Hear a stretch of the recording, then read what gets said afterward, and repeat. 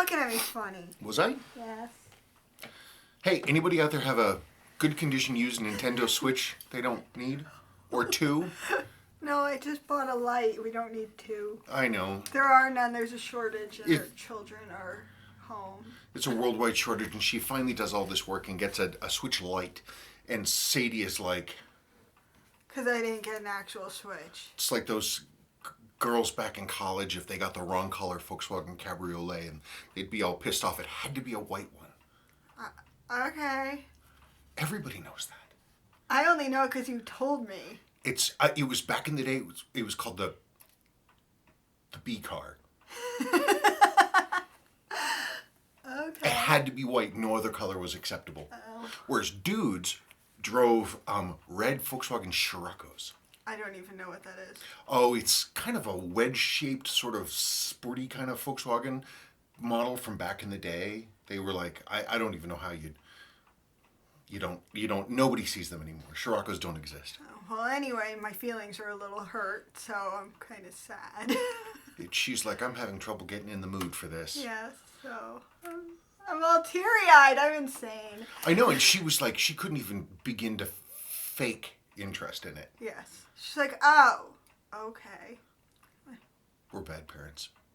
Why? Because we spoil our children. Yeah, but I wanted it. Oh, well, they're going to make another, they're going to make more. I know, but I don't know. I'm okay with having it because then I will play with it. I like playing video games. I haven't once said I told you so.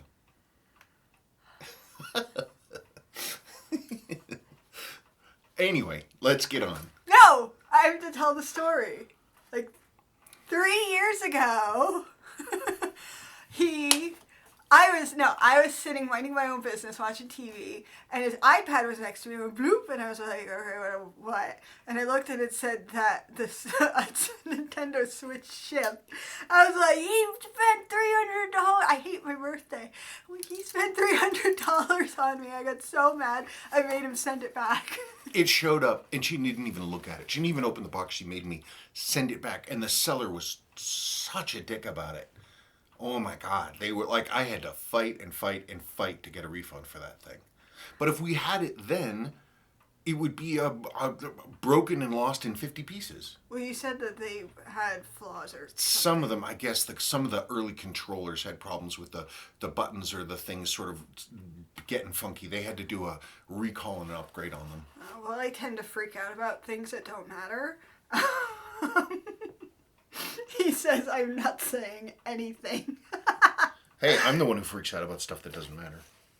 Yeah, but I freak out more. Whatever. We both freak out, as your mother says we're made for each other. Yes, so one time we both were complaining, and she's like, you two are made for each other. All we do is complain. Yeah. Okay, well, let's stop wasting their time. Okay. So we have, I think, 7 pages today.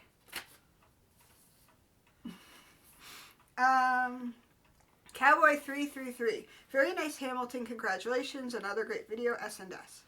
It is a great watch. It's a great watch. I want to get the upgraded, because that's a 980. I want to get the 982. The only difference whatsoever, as far as I can tell, is that it has essentially Diafix settings, the old school ones, on top of the escape wheel, though some sources I've read state that the hairspring is a different material and you can get higher amplitudes. I don't know that that's the case, but even that, upgrading to a 982 is only, you can find them for $20 on eBay. Wrist check. Huh? Oh, shit. Shoot. Well, it's that special time. I think you say that every time. Well, it's always a special time. Oh. Watches are special. Oh, okay. You get to go first. Well, I'm boring. I'm still wearing the same watch. Where am I? Oh my God. There you are, right there. Look at that. I had to wind it up this morning for you. You got to remember to wind it. I went to wind it, and it was wound, and I was like, oh. Well, no, I fully wound it. It's just, I don't think that one has a super long power reserve. I mean, the mainspring is really small. I'm wearing my Omega Mark 40, which I've put on a vintage, a new old stock vintage Hamilton Peccary strap. And it's, I don't even know how old the strap is. It's got to be 50 years, 60 years old. So I had to put a bunch of picards on it and let it sit in a plastic bag to let the picards soak in to soften it up. And so far, so good. I had to use the spacers on it because it's slightly thinner, but I like it. Happy with it. I can't believe I serviced this thing. I can barely remember doing it. I'll trim that out. Don't you worry. Okay. I'll edit that out. Okay. What else? I don't remember. I was going to say something. You were? Oh, I remember. So there's no more school for the year. They called the whole thing off. So that means I have to be a teacher, which I'm not happy about, but I'll do what I can do. Sadie has her school computer, so she does her own thing, but I have to help a little because she's 6. And we were working on time. And one of the assignments was, if you have a scavenger hunt and find everything in your house that tells time. She turned pale. She was like, I don't want to. That's awesome. Okay. Spencer Braithwaite. That Hamilton is amazing. I have a very similar Elgin. The crystal profile is the same, but the case is more square. The movement is super nice, and it's an absolutely beautiful little watch. Mine was up for trade on Reddit at $35, and I traded a broken watch for it. Amazing how cheap these are now for the quality. Yeah, it's amazing. I think the biggest drawback to these old tank-style watches is that they have 0 water resistance, but the movements are really great. Really? I shouldn't do dishes with it? You should just be careful. They're literally, they have no more water resistance than a pocket watch. Huh. John Boyarsky loves these kind of things too. He had a comment which I forgot to put on, talking about how much he loves working on these. From John Carades. Thank you so much for answering my question. You guys are the most real thing I found, and I really enjoy my time spent with you. I would say love your life, but it's so obvious that you do. All we do is complain. Yeah, all we do is complain. Thank you. That scared me. What the hell was that? What was that? I know you're screaming, so it should be fine. I heard Sadie speaking in a calm voice. He must have dropped his iPad. Your iPad. The old iPad. We did not buy our children new iPads. No, that's an ancient iPad mini. Yes. Yikes. Anyway, I guess we're real. We don't edit anything, and we are what we are, and if some people enjoy that, that's a nice extra bonus, I guess. Yeah, but the people who edit their stuff are more popular, like Sadie's stupid people. I don't know, but it's like these bot accounts that are commenting, and I go to their... These bot accounts comment on our videos with generic comments, hey, great stuff, or super rad, or whatever. And you go and you look, and it's somebody trying to be some kind of YouTube star, and their account will be a few weeks old, maybe a month old, and they'll have maybe 1 video, maybe 5, maybe 10, but they'll have 3.7 million subscribers, and it's just like, it's the opposite. It's just garbage. The most recent one, he had a video about, I run a whole marathon in the world's biggest shoes. Why would someone watch that? Why would someone make that video? I don't know. They thought it was a good idea. From Priyan Mystery. Hi, Spencer. Have you seen some shoddy manufacturer repairs or servicing or heard some horror stories? Sent my Victorinox I think. For a warranty repair. The winding and any time or date setting was extremely stiff. The watch came back supposedly serviced and regulated. The crown operation in all modes is extremely stiff, and there's a deep scratch on the exhibition back, case back tools, slipping marks and scratches on the winding wheel and the plate behind the weight. It's an ETA 2892. I'm heartbroken, don't know what to do. I love this watch and can't believe that they marked the hell out of it. All my other ETA watches I've owned were not difficult to use. The crown, and there's plenty of grip crown size. Yeah, well, there's a few things. Those ETA movements, they have a reducing wheel system on their automatic winding. So you have a whole bunch of really tightly built components. If you just go in there and you just lubricate everything, the tolerances are tight enough that the lubrication instead acts kind of like a braking grease, almost not like an adhesive, but literally a dampening grease. And so if you just go in there and lube them, it'll be really, really, really hard to turn that crown. the way that you lubricate those, the trick is that you take a little bit of lubrication, and you actually dissolve it in some naphtha. So the lubrication is incredibly diffuse within naphtha, and then you soak the winding bridge, the complete winding bridge, in there for a while, and then you pull it out and you let it air dry, and the naphtha goes away, and it leaves this very fine film of lubrication, and then it'll wind like butter. Bad. Well, the thing with warranty repairs is that no company wants to do a warranty repair. They just want to take your money and have you go away. So they don't have any real vested interest in honoring that.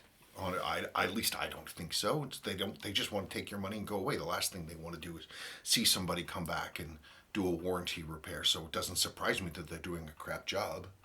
You know, what are you going to do? It sucks, but what are you going to do? I mean, hell, 3 of the warranty repairs I saw from Seiko themselves that came through New Jersey were botched. I don't know. It's just one of those things. I'm sorry about your watch. It's a great movement. I don't know what to do. You could buy a new one and sell your old one. I mean, you wouldn't quite get, you'd kill the history. Any case, that's one of those weird lubrication tricks that I found out from really serious old school watch dudes. Because it's a problem going back all the way back to the earliest ETAs. What? I'm waiting for you to accidentally hit me. I would never hit you. No, accidentally. I would never accidentally hit you. Oh. Unless I'm asleep. Yeah, he's kicked me in his sleep before. I thought I was kicking a raccoon. From Orlin Rusev. About the chronograph wheel failure, wheel pinion separation. Can it be repaired with some high-grade epoxy glue under microscope to avoid destruction upon disassembly? Interesting thought. What will be the condition of the second chronograph wheel vertical clutch of Grand Seiko 9R8696 with 20 to 30 years worth of use? Do you know if their design allows to be serviceable? I don't know. Their design would not, I believe, allow them to be serviceable. Seiko's going to do the same song and dance. Sorry about your tea. Seiko's going to do the same song and dance. I've considered basically a cold solder. I've considered a hard 2-part epoxy. Lord knows there are some pretty astonishing epoxies out there. The thing that would need to be is you would need to have a way to hold the gear and the pinion absolutely flat, and then have that 4th gear section held in place, not only held in place, but held in place perfectly square. Because if you don't do it right, if you can't get that back on there, as it turns, it'll wobble like this, and there's not a lot of clearance for that gear to wobble. I've thought about it. One of these days I'll try it. But the first thing is I've got to come up with some kind of a rig to hold those 2 pieces, the center gear that goes around the pinion and the brass 4th wheel section, and to hold those together perfectly, because I can't get the thing apart to restake them. I don't know. It's a challenge. There's got to be an answer. BRS. I stapled today. Yay.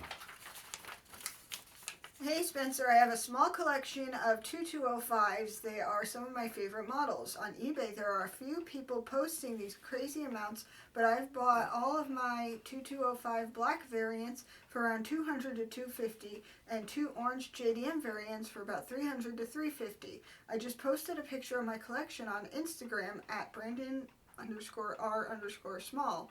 If anyone wants to see some pictures, I'm actually waiting for you to open up job requests again. I would love to have them worked on. They're a great movement. They're really fun. I had one of the orange ones and sold it for not an unreasonable amount of money. It wasn't bad.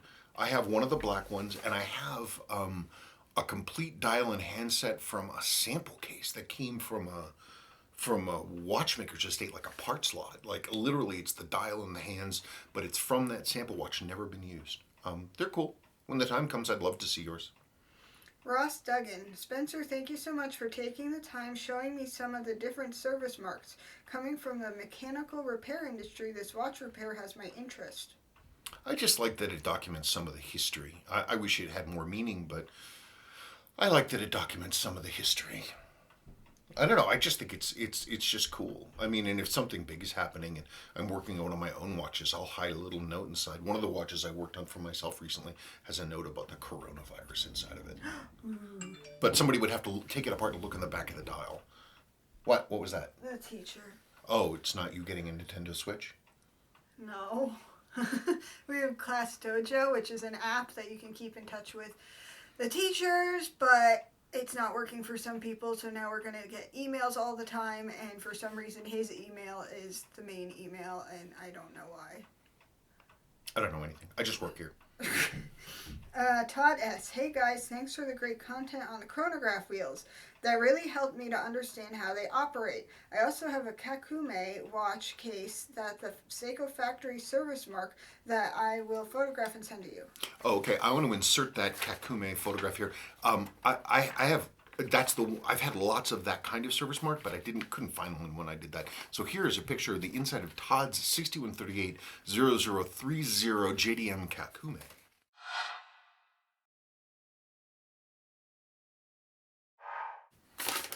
Oh, we're supposed to put a mark there. Where was that?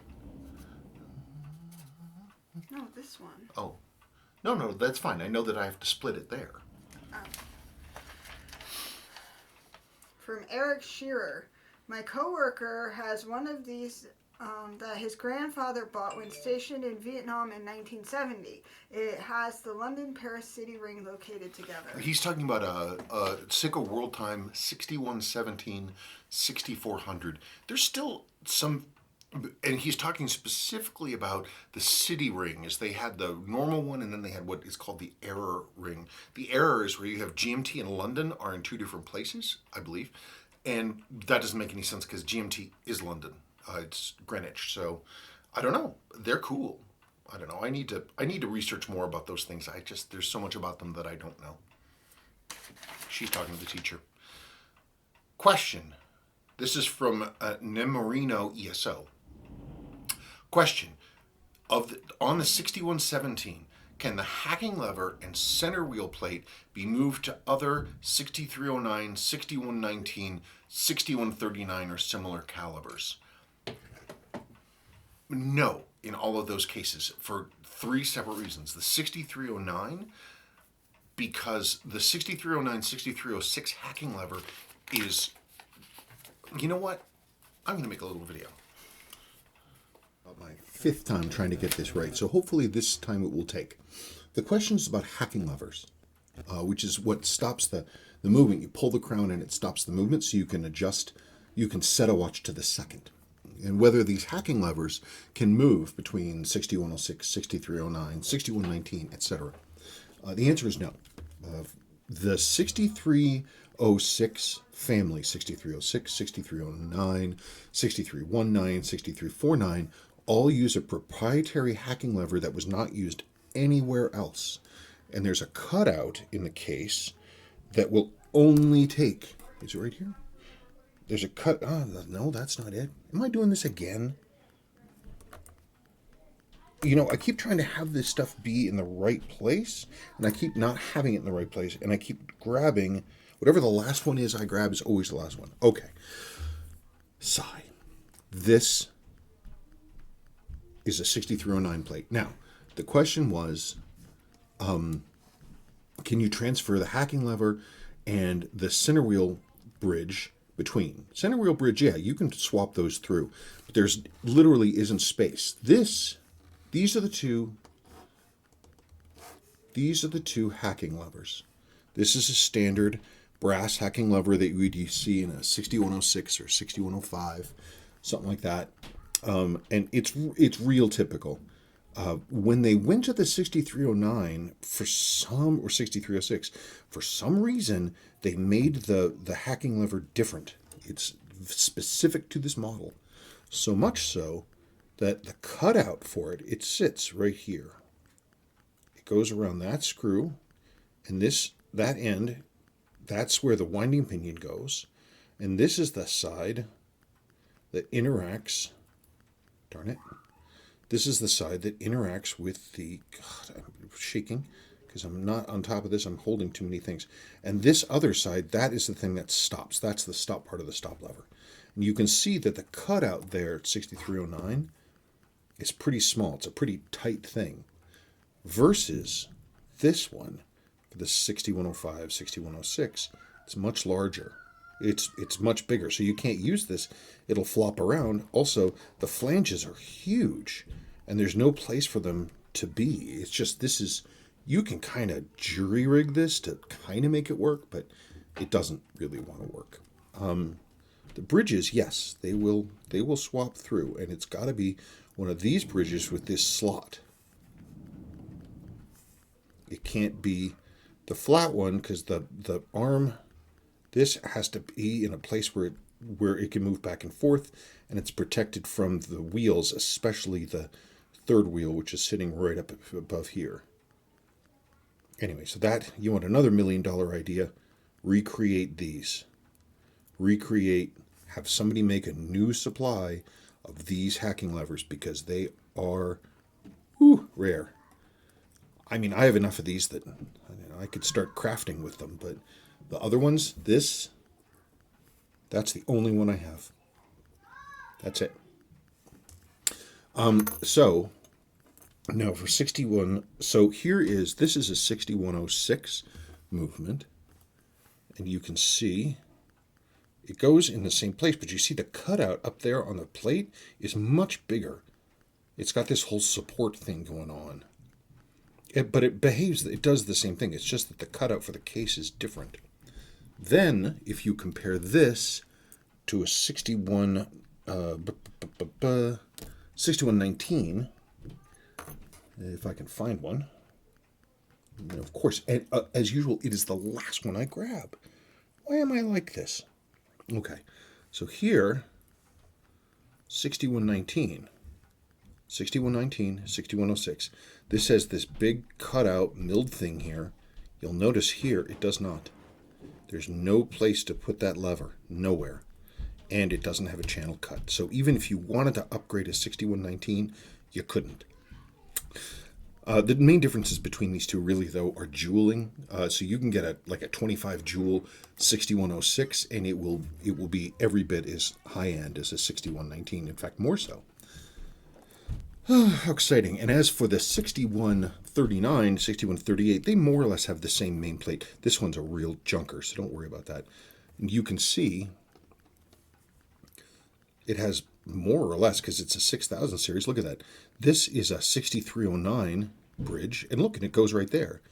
It wouldn't work because it's missing a port right here for the minute counter, but you would have to have this carved out to take a hacking lever, and it's not. So there's no space for it. It simply would not work. Okay, so hopefully that makes some kind of sense. And that's why. He always looks at me funny. I just think it's funny. Why? I don't know. Why do I think anything's funny? I don't know. Me neither. From Nemorino ESO. Oh, no. You read that one? No. That last question I read is actually from Alex J. This one is from Memorino ESO. I have a similar one from 1972 without bracelet. It is in a much better condition than this one, but the thin metal bezel around the crystal is cracked. Is there any way to get a replacement, Spencer? Not really. You have to comb eBay, Seiko Watch Lot, Seiko watch cases, and hope that you come up with one that has that bezel ring intact. Because they're under pretty serious tension, and over time they will crack. And that's the only option. There's no aftermarket that I'm aware of. There's the originals are long exhausted. All you can do is get a used one. That's it. And there's no cross reference. The part is not common to a bunch of other watches. It's really only for that one. From Scott Smart.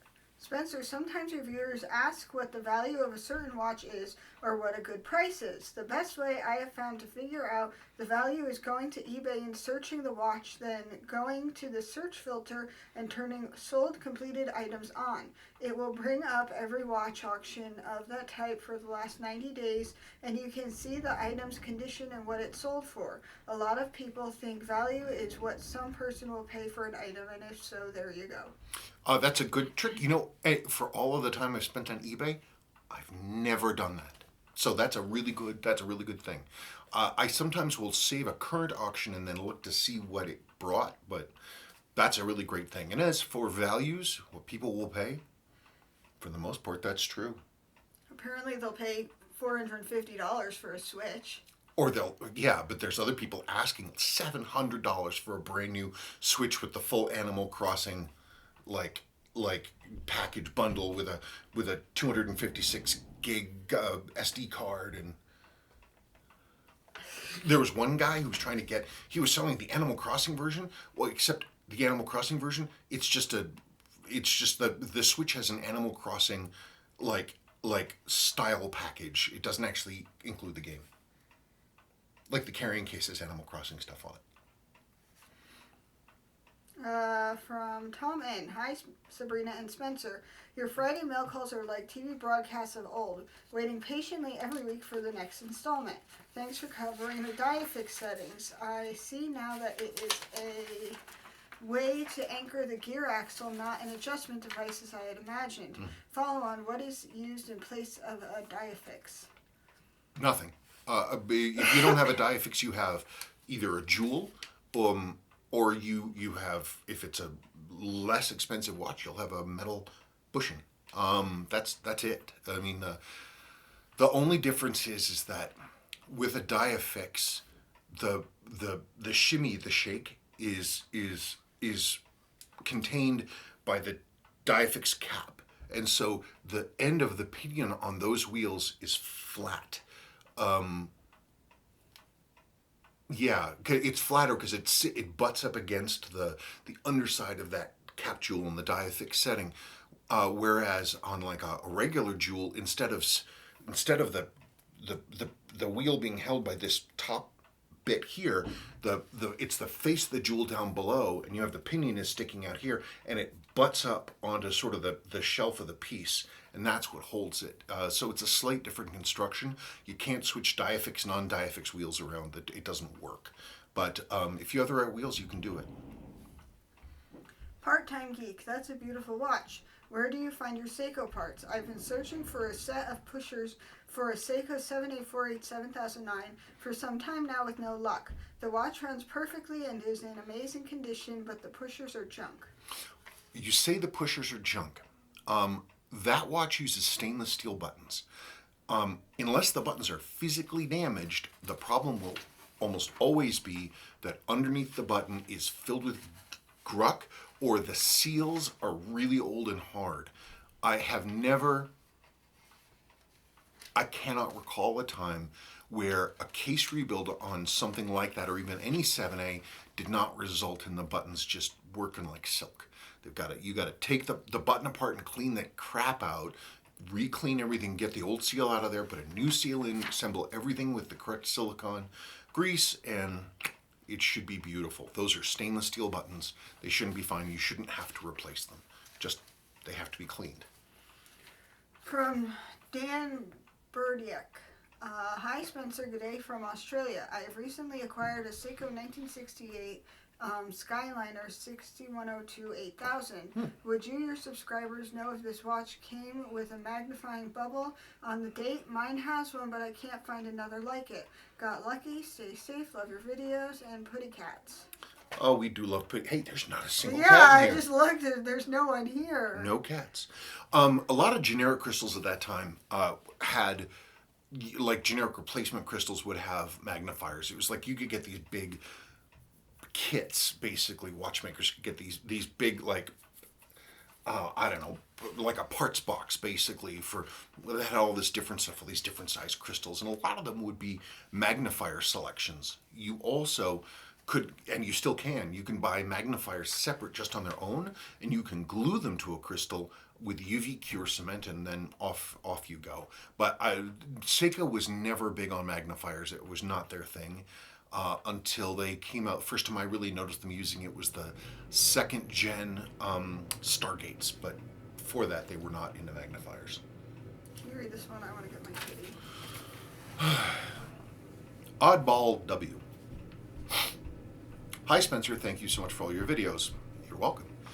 You've given me the confidence boost I needed begin potentially translating my electronics repair and general tinkering skills into watchmaking skills and work towards at least servicing my own collection.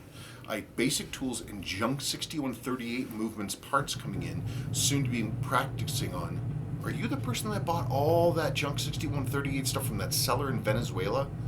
Because that stuff was on there for a while, and I was thinking about it. I was looking at it, and then it vanished. There's a guy in Venezuela who's like clearing out a watchmaker, and sometimes he has some treasures. I have a two-part question for you. I've recently acquired a 6138-0040 in nice condition. That's a bullhead, which is... Sorry, the heater's on. The heater just kicked on, sorry. I recently acquired a 6138-0040 in really nice condition, which has since become the pride of my collection. It was sold as recently serviced, however, it began to lose time more and more rapidly, going from an average negative 5.2 seconds a day to negative 11 seconds a day in just under 1 month. I am probably at least 6 months out from having the confidence to inspect, clean, and lubricate it myself, which I'm really excited to do. My question is this. First, do you think that the claim of recent service might have been incorrect? Only way to find out is to get a time grapher. Period. Get a time grapher, look at the numbers. Numbers do not lie. If you have good... But wouldn't he have one if he knows how many seconds he's losing? No. He all you do is set it to the clock and make a note and see what it's at the end of the day. The amplitude will tell you everything you need to know. If it's got crap amplitude, there's your answer. It was not serviced. Or if it was serviced, it was serviced, not actually serviced.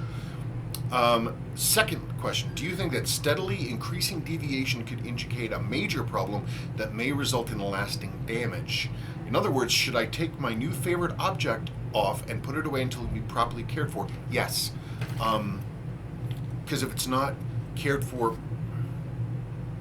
if it hasn't been serviced properly, you don't know what the numbers are, it's like you don't, if you're starting to spin a bearing in your engine, you gotta stop before it does any more damage and the crank comes apart. So stop until you can get yourself an inexpensive time grapher and look at the numbers, because the numbers will tell you what's really happening. So that's what I would do. Now you're here. Okay. From Super Cruise. Spencer, glad to see you and Sabrina and the family are doing well in these difficult times. So far. Could you talk a little about the final points of lubricating canyon pinions? I was using a bit of 9010, but have since switched over to 9104 and seem to be getting better results. I have experienced a loose canyon pinion in the past on one of my projects and ended up replacing the center wheel and canyon pinion to correct the situation. I understand there are methods for tightening canyon pinions with a crimping tool or a pair of wire cutters or tweezers to enhance the crimp mark on the canyon pinion shaft. Any comments here? Much appreciated. I guess I'll make a little. Okay. I'll make a little. This is a question about. Pardon me. Damn it. Stop it. Cannon pinions and center wheels. How to get them to be together. The thing with these is they tend to wear, and then what happens is time setting gets kind of loose. There should be resistance. It's a friction fitting. What these two components do, the center wheel and the cannon pinion, is they communicate between both sides of the train. Okay, so this is a pretty well stripped 6309 movement, okay? And you can see there's the center wheel cock. There, of course, there is your center wheel. So as the train goes, you have your mainspring here, and all your wheels and everything would be here running over to your pallet fork here, to your balance going back and forth. Okay, and that movement is going through the center wheel. And the center wheel, in its turn, turns on this side, and there's a friction setting of the cannon pinion. It goes, and it snaps in place there, and it provides the resistance so that when you are setting the watch, when you're setting the hands, you're pulling the crown and you're turning it, all you're doing is you're just turning the calendar side of things, and the cannon pinion is turning on this, on the pinion of the center wheel, and that allows you to independently set it. But given enough time and everything else like that, these, they start to wear and they don't grip as well, and then they start getting slidey, and then all of a sudden they don't grip anymore, and the watch starts losing time. Questions first about lubrication. I use Microgliss D5 for all of this stuff. This is all the stuff that I use it for. So I use it in the train and the center wheel and everything else like that. As for tightening, and you can sort of see, by the way, on this, there's the cannon pinion, and there's the pinion for the fourth wheel. There's the cannon pinion. There is the hour wheel there. There's the minute wheel is underneath here, and that's the way that it sort of goes. Let's see. So the way you deal with these, if you need to tighten them up, if you can, these are crimped in the middle. Hang on just 1 second. Basically,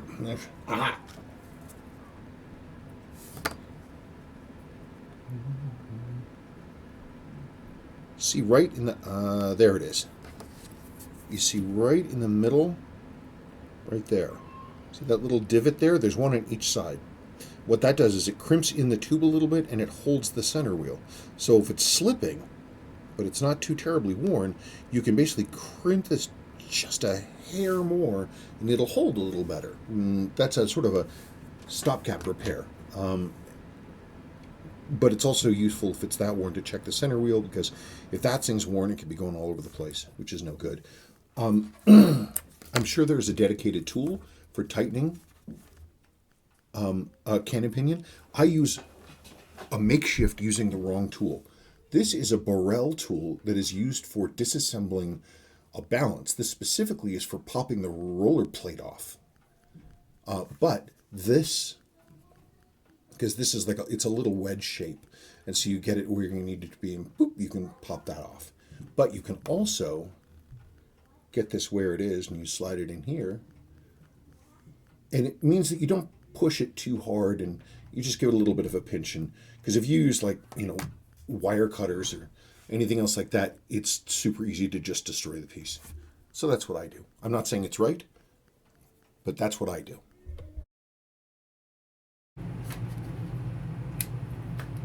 Okay, is that it? Mm-hmm. Oh. From Rogerio Jost.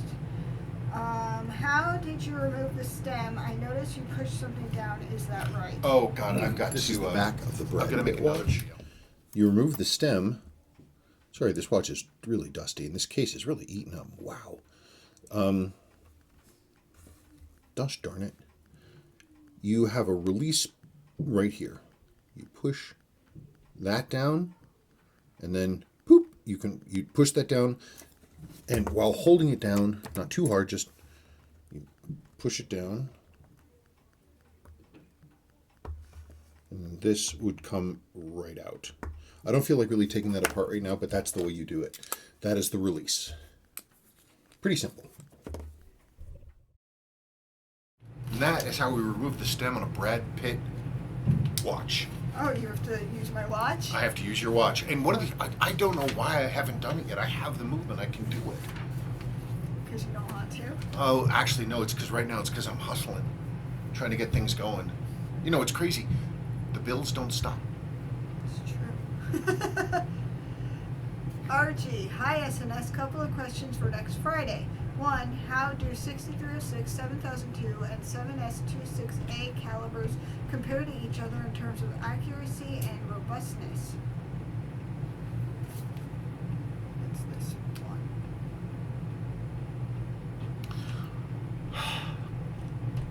$7,002 and 7S26A. That's a really specific thing. They're both 7000 series watches. Both of those movements serviced together will run basically identical numbers. The real big difference is that the 7S has a higher joule count, and it's got day, not just date. But they're going to be extremely comparable.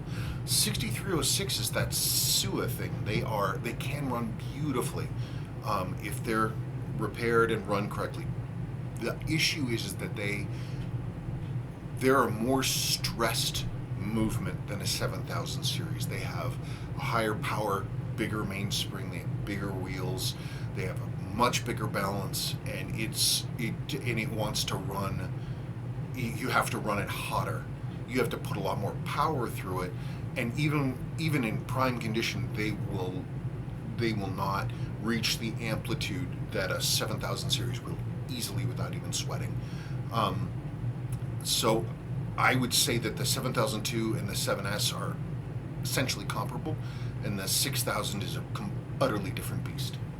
What's the second part of his question? Sorry, I was seeing if there was a 3DS game anywhere around here. No, we have to move the fridge. Or we also, a lot of times they'll end up under that couch. There could be all kinds of crap under there. I'll look after this.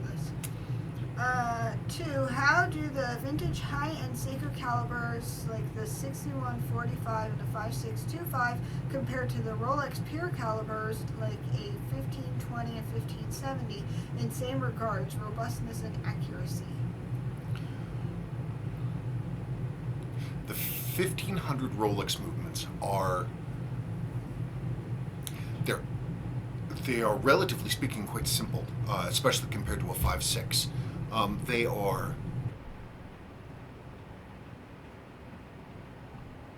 I'm trying to think of a way to do it. They're more pocket watchy. They're beautifully built with tight tolerances, really nice jeweling, beautifully polished pivots, the Rolexes, and they run very smoothly. And with their free sprung balances and microstella adjustment systems in good condition, they run very steadily. And a lot of their strength is their simplicity. There's not a whole lot that can go wrong. It's a very straightforward movement. A 5600 movement is typical for Seiko. It has a lot more stuff, a lot more balls in the air. It has way more parts, way more moving parts than a Rolex. They can be dialed in and they will get beautiful numbers, but it's like comparing something complex to something not complex. I wasn't listening to a word you said. It doesn't matter. I was reading a question ahead. The Rolex system is really simple. It's really simple, strong, elegant setup. The Seiko system is beautifully designed. A lot of moving parts, a lot more things that can fail. They're much harder to service. It's much harder to service a 5600 movement than it is a Rolex. Rolex 1570 movement, I mean, except for fiddle, even the microstella stuff isn't that bad to deal with. I mean, once you have the knowing of it, it's not hard. But the 5600s, they're like it's like working on a Ferrari versus working on my dad's old Jaguar, which was basically a tractor with an attractive body. And it was kind of the same thing. They're just different pieces. What was the other model that he asked about? Not just the 5600. Where is it? Oh God, we're all the way up there. 6145 is the high version of it, like 6105, 6106, 6119. It's that movement type upgraded to hell with a bunch of extra jeweling. All the teeth are finer because it's a high beat movement, so it has a bunch more teeth. It has a smaller balance that runs at a higher. They really move with a high strength mainspring that is jeweled top and bottom on the arbors to push a ton of power to try to get that thing to go. The 6000 series movements are already overpowered in the sense because they're trying to push this giant train around. And the 6145, 6146, 6159, they have a much stronger mainspring, so much so that the barrel arbors have to be jeweled, otherwise it'll just eat through the plates like butter. So, I mean, of those, between those two Seikos, I would take the 5.6 every single day of the week. Because, honestly, the 61 blank high beats are they're kind of temperamental. The balances especially, because the hairsprings are stiff. And if you get if they're out of plane at all, you get all this crazy amplitude drops. It's just, they're working on one of those, you have to, there are a lot of variables and they have a lot of personality. They're They're basically they're like the Kraken of watch movements. They take a lot of careful handling to get to where they need to be, and that's not true of a 5600 at all, and it's especially not true of a Rolex.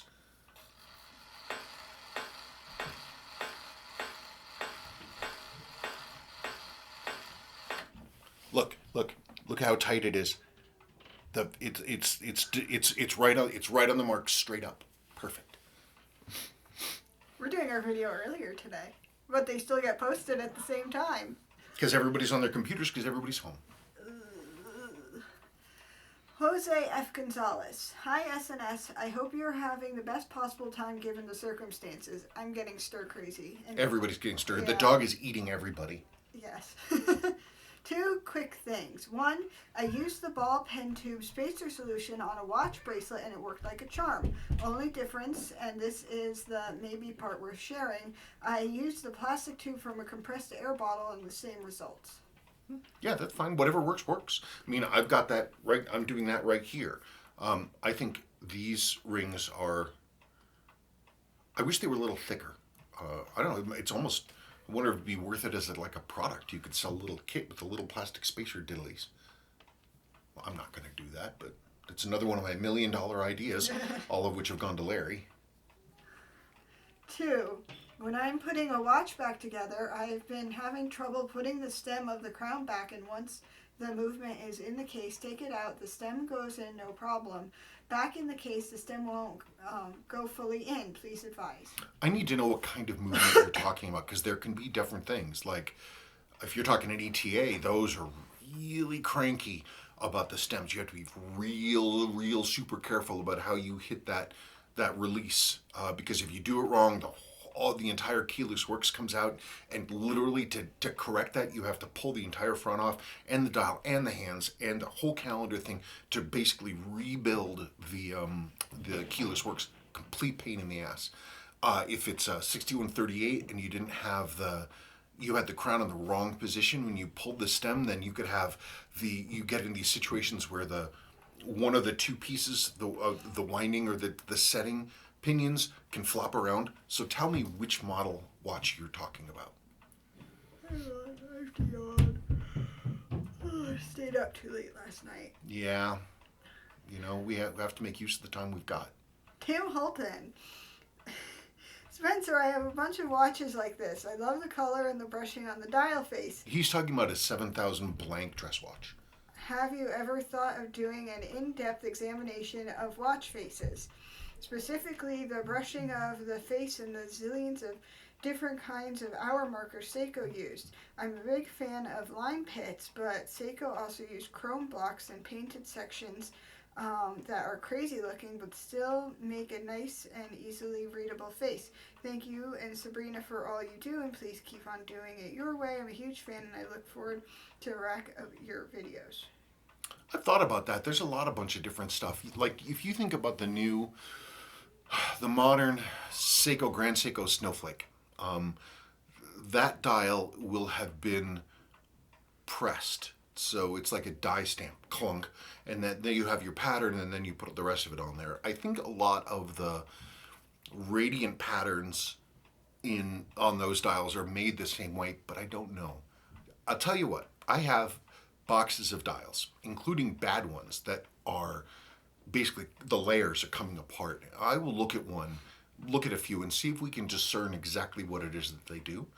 I do know on, say, Pogue dials, they're definitely multi-layers. They have multiple layers of subsurfaces and finishes with topping with a clear coat, and they have different reactive qualities in terms of patina as a result. I don't know. I'll look at them. Well, that's a good idea for a video, but that's a lot of information. I'll do it separately. Troy Nacello. Why is it on some older Seiko movements there is an arrow cut out on the rotor weight? Is this meaning it is unidirectional winding system like the Miyota movements? I was almost sure they wound both ways because of the Paul magic lever, but admittedly, I know very little about older movements. I am more of an NH3536 modder kind of guy. That is an excellent question. And in fact, when I was doing this last 7000 blank dress watch, I was putting on the winding weight, and I was like, I should mention that, and then I didn't. So I will. I could make a video, but It's about the okay. arrow or the cutout on 7000 series movement weights, what they're for. So specifically to talk about this, now these are all unrestored loose junk movements, so don't worry about that. So it's all dirty, so it is what it is. He's asking about this arrow. Now, what that arrow is for, this thing is actually not set correctly. The way it's supposed to be is that when you have this thing, when you're setting the weight, you should have this dot should match the tip of that arrow, just like that. Now, the reason that is, you want this orientation right. If it's not there, it's not a huge deal, but the reason that they do this is that if you have these two aligned, then the weight is in the most efficient position for getting the most winding. Seiko continued to use and continues to use this same technology. There's no arrow here, you'll notice. There's still that hole. So we go over here. Again, it's not perfect, but that hole should be right in the middle of there. But anywhere in this range is pretty okay. Same thing. And here is a modern 7S 3/6 movement. You can see we've got a hole here.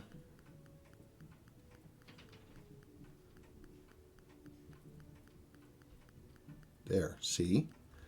That's a factory movement. It's never been taken apart. That is how you're supposed to do it.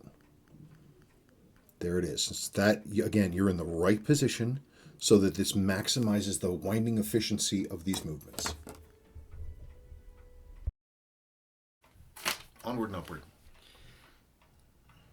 How do you pronounce the last name? I have no idea. I'm not Scandinavian.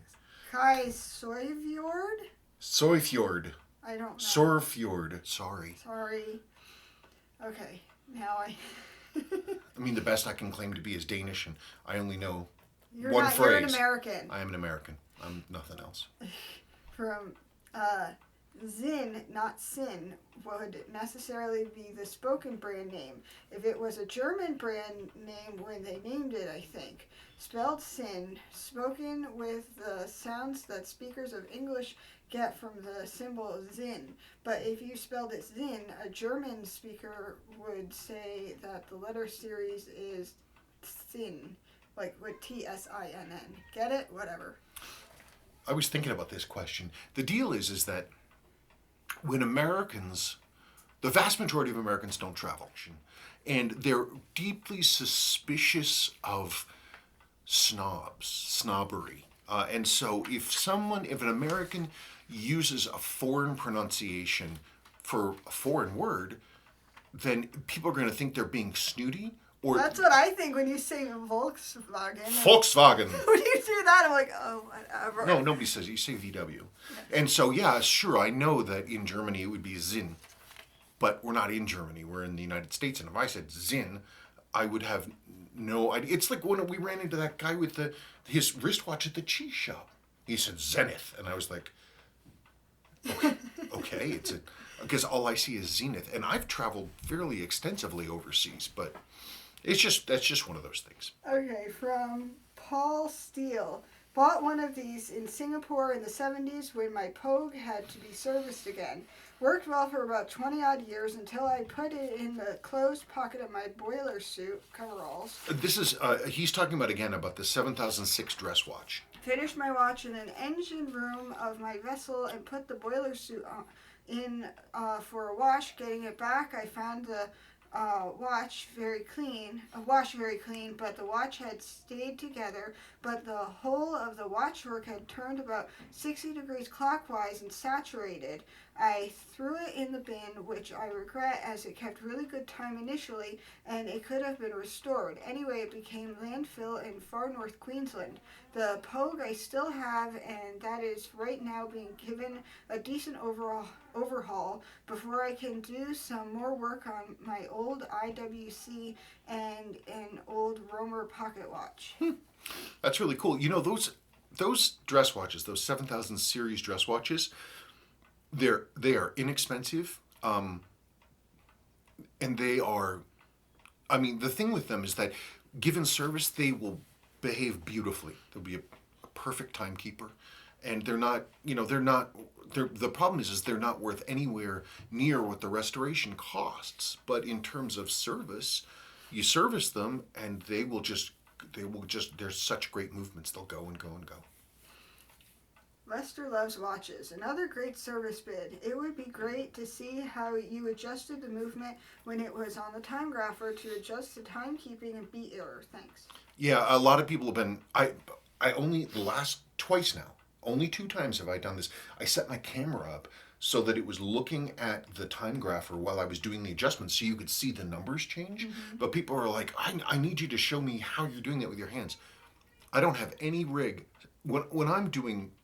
He's like this. I'm like right on this. There's no way. Also, I don't want to be distracted. When I'm fiddling with a balance, everything stops. I can't even have anybody in the room. Like, I have to wait until somebody leaves. You have to be focused and calm and clean and not trying to serve 2 masters. You can't do that. So if I can come up with a way to show that, great. Right now, it's nothing I'm set up to do, but I understand that you want to see it. Sorry, I can't do that for you right now. Timeline watch review. Can you make a short video showing us how to identify fake aftermarket bezel inserts, dials, and hands for the 6309 729 blank and the 7002 divers? Your video for the 6309 7040, 6309 7049 was very helpful. Can you make a video explaining how to replace the bezel spring and click ball for the 6309? That's a lot of stuff. I'm going to have to set aside time to make a completely separate video for something like that. For the inserts, though, for 7002, 6309, 6306, any Seiko insert, it's all the same stuff. It's the ripply eggshell pattern of the surface. It's the look of the plastic loom pip that's going to be absolutely flat. It's the 45-degree tiny inner bevel inside that ring that the triangle goes over. That's the thing that nobody gets right. No one.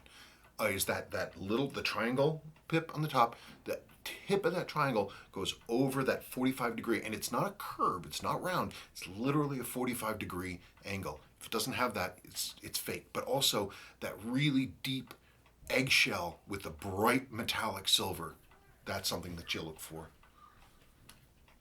From Citizen 9, you praise that movement a lot. 7000 series. When it comes to vintage, I aim for reliable movements first, and the 7000 series looks great. Yeah, I mean, the thing is as I said, they're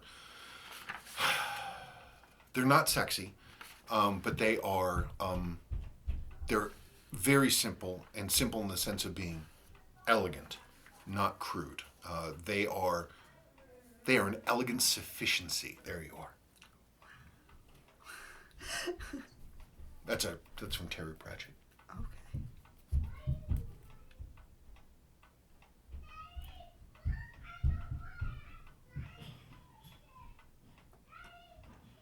Okay, let's just... Can you read that one? It's really long and my throat is getting scratchy.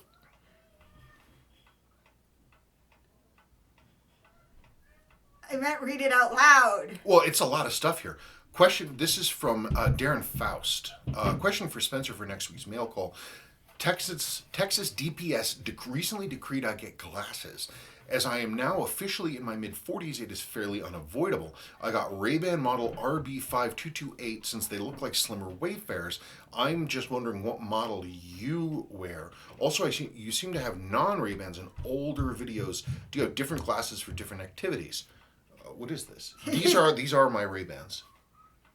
What would be the number? RB2132? RB2132. That's what these are. My other ones are... Those are his old glasses that are for when he can't find these glasses. Yeah, and they're just junky. They're not junky. They were expensive. They were made by Wired, and I really like them. They're really comfortable. But I like these because they're like Wayfarers, but they're bigger and they fit my gigantic head. Darren had some other comments about Let's see. Planning that, especially. I'm sorry, I didn't just read it. Anyway, he also says that we have fun with each other because, I don't know. What? This is the person who said he was envious of the fun you and I have together. I don't know. We're not terribly fun people. But we like each other. We do like each other. I don't know. We chose each other. We chose each other in a vacuum. Well, in the sense that it was just your mind and my mind. That was it. We met online. We met online. So you end up with like personalities. Okay, from Jerome Triplet. Question for next week's mail time. What do you think of Seiko's